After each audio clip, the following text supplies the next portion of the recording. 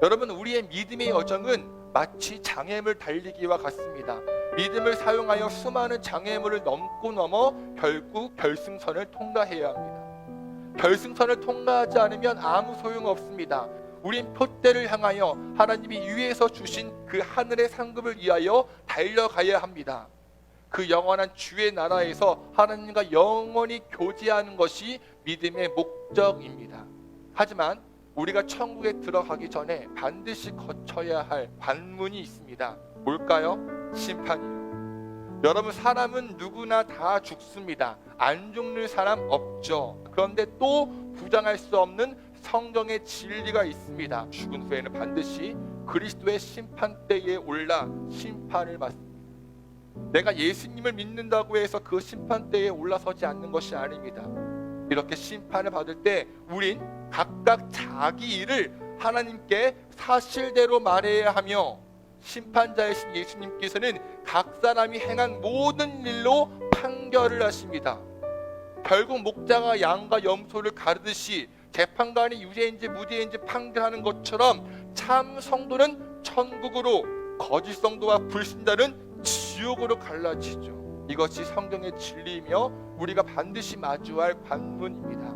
그럼 우린 이런 질문을 할 수 있습니다. 과연 예수님께서 판결하시는 기준은 무엇인가요? 첫 번째, 우리의 말입니다. 내가 너희에게 말한다. 사람들은 심판날에 자기가 말한 온갖 쓸데없는 말을 해명해야 할 것이다. 너는 네가 한 말로 무죄 선고를 받기도 하고 유죄 선고를 받기도 할 것이다. 두 번째는 우리의 생각입니다. 성경 함께 읽어보죠. 마음에서 악한 생각들이 나오는데 곧 살인과 간음과 은행과 도둑질과 거짓 증언과 비방이다. 이런 것들이 사람을 더럽힌다. 그러나 손을 씻지 않고서 먹는 것은 사람을 더럽히지 않는다. 예수님은 마태복음 5장에서 이 마음의 죄를 강조하십니다. 누군가를 죽여야만 살인이 아니라 형제를 비난하고 미워하는 것도 살인이라고요. 진짜로 강간하는 것만이 강간이 아니라 이성을 보고 음욕을 품는 것도 간음이라고요. 그래서 우린 하루에도 수십 번씩 죄를 지을 가능성이 있습니다. 마음으로 살인하고 간음하고 음행하고 거짓말을 합니다. 그런 생각들로 우리의 마음을 더럽힙니다. 바로 이 마음의 죄로 판결하신다는 거죠. 세 번째로 행함의 동기입니다. 다시 말해, 내가 어떤 일을 했을 때 그걸 왜 하냐는 거죠. 우린 이 마음의 동기를 두 가지로 나눌 수 있습니다. 하나는 사랑이고 또 하나는 자랑입니다. 사랑은 무엇이냐? 하나님을 사랑하기에 행동하는 것입니다. 고린도후서 5장 9절 보세요. 그러므로 우리가 몸 안에 머물러 있든지 몸을 떠나서 있든지 우리가 바라는 것은 주님을 기쁘게 해드리는 사람이 되는 것입니다. 반대로 행함의 동기가 나를 자랑하기 위함은 옳지 않습니다. 바울은 말합니다. 그런즉 누구든지 사람을 자랑하지 말라. 따라서 우린 먹든지 마시든지 무엇을 하든지 하나님의 기쁨이 되기 위해 해야 합니다. 내가 말하는 것, 내가 어떤 마음을 품는 것, 내가 어떤 행동을 하는 것, 이 모든 것이 하나님께서 기뻐하시는지 기뻐하지 않으시는지를 끊임없이 분별해야 합니다. 또 내가 얼만큼 가졌고 내가 얼만큼 잘났고 내 자식이 이렇고 이런 것들을 자랑하는 것이 아니라 내가 주님을 더 많이 사랑하고 내가 주님을 더 많이 알아가고 주님을 더 자랑하고 교회를 위해 헌신하는 것에 집중하는 것이 참 성도임을 성경을 통해 알 수 있습니다. 여러분, 큰일 났습니다. 이 기준대로라면 우리 모두 다 지옥에서 만날 것 같습니다. 뜨거운 지옥불에서 제가 비명을 지르고 있을 때 옆에 있는 여러분과 눈을 마주칠 것 같습니다. 지난 한 주간 우리의 말과 생각과 행함의 동기를 살펴보십시오. 자신 있다고 생각하는 사람이 지옥으로 오픈런 할 가능성이 높습니다. 그럼 어떻게 해야 할까요? 어떻게 하면 그리스도의 심판대에서 무죄 판결을 받고 천국에 들어갈 수 있을까요? 첫 번째, 주 예수 그리스도를 믿고 의롭다함을 받아야 합니다. 여러분, 우리 모두 죄인입니다. 아까 말한 판결 기준으로 내 삶을 체크하면 우리 모두 지옥행입니다. 하지만 우리 사랑하실 때 지극히 사랑하시고 끝까지 사랑하시는 하나님께서는 자신이 하나밖에 없는 아들 예수 그리스도를 이 땅에 보내셨습니다. 그래서 내가 지은 죄를 대신하여 십자가에 달려 죽으셨습니다. 원래는 내가 죄값을 치르고 원래는 내가 죽어야 되는데 나를 밀쳐내시고 대신 죽으신 거죠. 우린 이 은혜의 사건을 믿기만 하면 주님께서 우리의 죄를 덮어주십니다.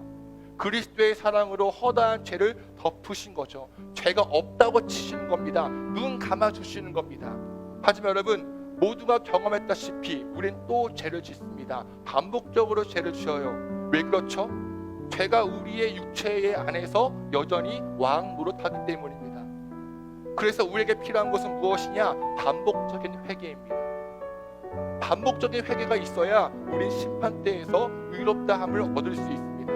우린 얼마든지 주님을 떠날 수 있습니다. 우린 얼마든지 주님을 배신할 수 있습니다. 우린 얼마든지 예수님을 또 십자가에 매달게 할 수 있고 예수님을 죽일 수 있는 죄인들입니다. 그러니 우린 하나님 앞에 나의 말과 생각과 행동을 체크하고 하나님으로부터 벗어난 모든 것들에서 돌이켜야 합니다.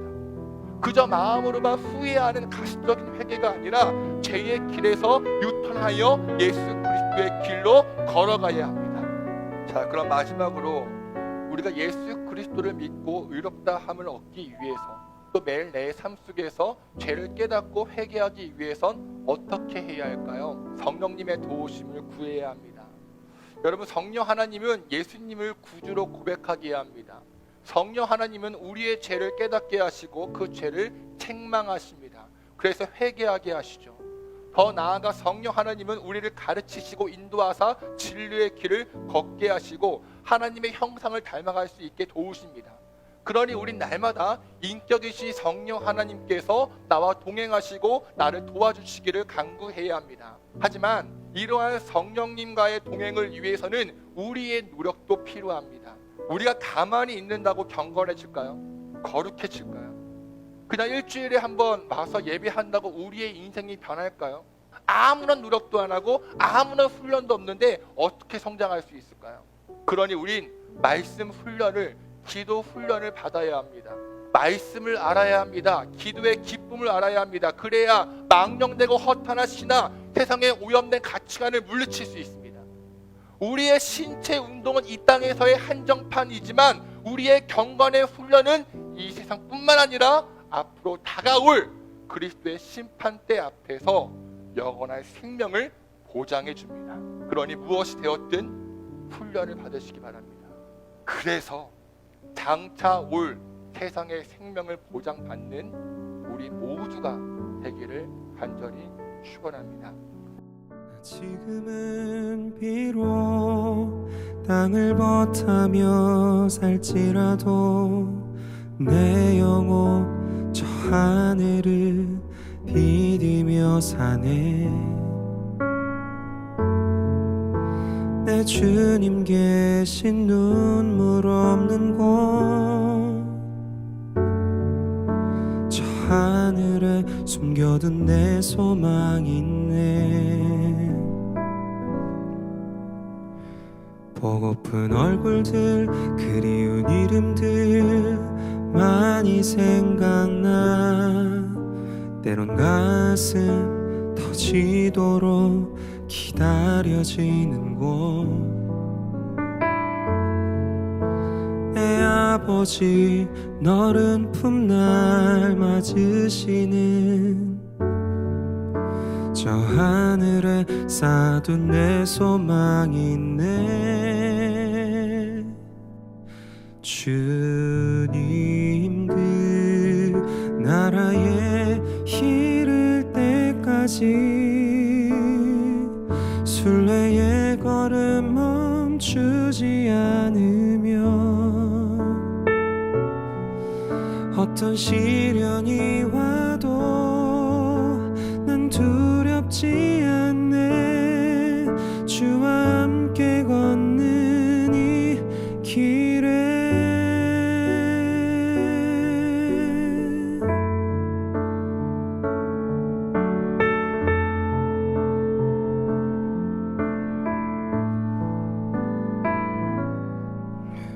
나 지금은 비록 땅을 버타며 살지라도 내 영혼 저 길을 디디며 사네. 내 주님 계신 눈물 없는 곳, 저 하늘에 숨겨둔 내 소망이 있네. 보고픈 얼굴들, 그리운 이름들 많이 생각나. 때론 가슴 터지도록 기다려지는 곳. 내 아버지 너른 품날 맞으시는 저 하늘에 쌓아둔 내 소망이 있네. 주님 그 나라에 이를 때까지 순례의 걸음 멈추지 않으면 어떤 시련이 와도 난 두렵지 않네. 주와 함께 걷는 이 길에 주님 그 나라에 이를 때까지 순례의 걸음 멈추지 않으면 어떤 시련이 와도 난 두렵지 않네. 주와 함께 걷는 이 길에 주와 함께 걷는 이 길에 주와 함께 걷는